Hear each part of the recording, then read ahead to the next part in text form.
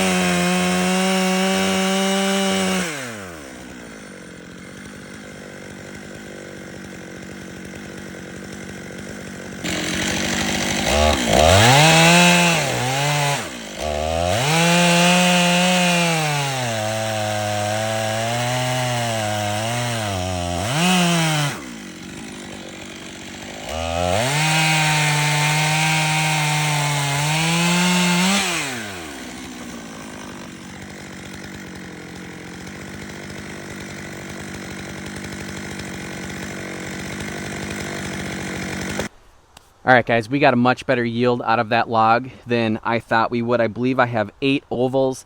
These things are gorgeous. The wood is so pretty. Dark browns. This streak of purple is just insane. I'm going to bring it a little bit closer, but man, that purple is just so cool. I don't always see that.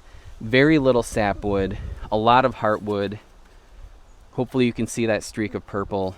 This is gorgeous stuff. If you guys are thinking about chainsaw milling, I highly recommend a high-powered chainsaw. You don't have to go with Stihl. There's a lot of other chainsaws out there. The one thing that I will say is when it comes to Alaskan milling gear, buy the best you can afford, and the best is Granberg International. Their mills, their ripping chains are the best I've used, the best on the market. Check them out. There's a coupon code in the description. I wouldn't go any other way. The G77 small log mill is what I started, and I still use it for stuff like this today. That mill has paid for itself time and time and time and time again. I actually have 3 of those mills because I use them so much. So check them out. Link below. Use my discount code to save some money, and I'd love to help you guys with any questions that you may have. Let me know your ideas for these. What would you use these for? For me, it's most likely going to be charcuterie boards, but taxidermy mounts, signs, rustic signs. There's so many things that you could use these for. So, I don't know. Give me your ideas. Always looking for more ideas, more woodworking ideas.